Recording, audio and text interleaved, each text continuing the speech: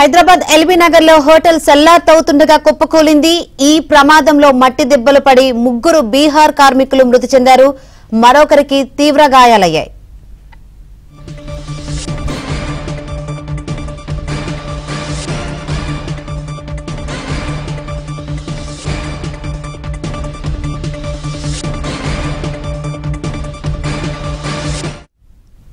Hyderabad LB Nagar hotel సెల్లార్తవుతుండగా కుప్పకూలింది. ఈ ప్రమాదంలో మట్టి దెబ్బలు పడి ముగ్గురు బీహార్ కార్మికులు మృతి చెందారు.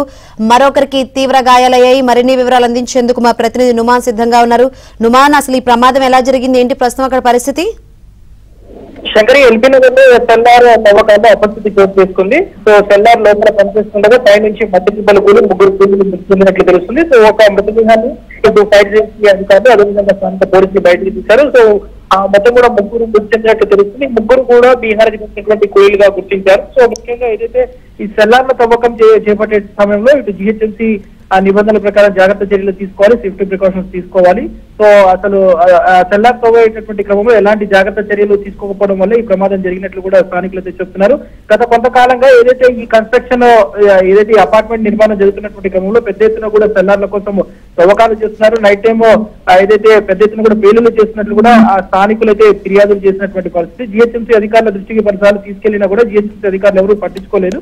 సో ఈ రోజు ఇంత పెద్ద ప్రమాదం జరిగిందని కూడా అక్కడ ఉన్నటువంటి స్థానికులు అయితే ఇటు జిహెచ్ఎంసీ అధికారుల నిర్లక్ష్యం మీద మండిపడుతున్నటువంటి పరిస్థితి. ప్రస్తుతం ముగ్గురు మృతి చెందినట్లు తెలుస్తుంది. సో మొత్తం ఆ మట్టి దిబ్బల కింద ఉన్నటువంటి మృతదేహాలను బయటికి తీశారు. మరో 2 మృతదేహాలను ప్రస్తుతం బయటికి తీసినటువంటి పరిస్థితి. జిహెచ్ఎంసీ డిఆర్ఎఫ్ టీమ్స్ కూడా ప్రస్తుతం అక్కడ 4 బృందాలు చేరుకున్నాయి.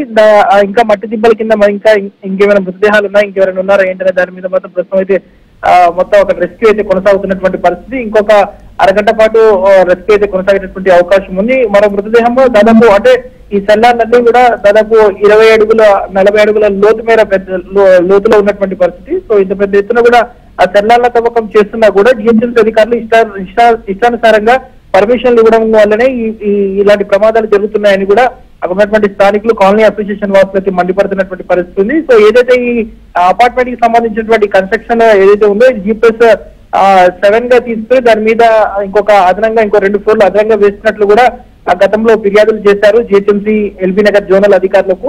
సో టౌన్ ప్లానింగ్ అధికారులు చూడనట్టు వ్యవహరించడం మూలంగానే ఇలాంటి సంఘటనలు చోటు చేసుకుంటాయని కూడా ప్రస్తుతం అక్కడ ఉన్నటువంటి స్థానికులు అయితే మండిపడుతున్నారు. ప్రస్తుతం ముగ్గురు మృతి చెందారు. ఈ ముగ్గురు కూడా బీహార్ కి చెందినటువంటి కూలీలుగా గుర్తించారు. సో అందులో ప్రస్తుతం ఒక మృతదేహాన్ని బయటకైతే తీశారు. మిగతా రెస్క్యూ అయితే అక్కడ కొనసాగుతుంది. ఫైర్ సేఫ్టీ అధికారులు, జిహెచ్ఎంసీ డిఆర్ఎఫ్ టీమ్, అదేవిధంగా పోలీసులు ప్రస్తుతం అక్కడ చేరుకునే మృతదేహాలను అయితే బయటకు తీస్తున్నటువంటి పరిస్థితి ఉందని చెప్పొచ్చు. శంకరి, రైట్ నుమాన్.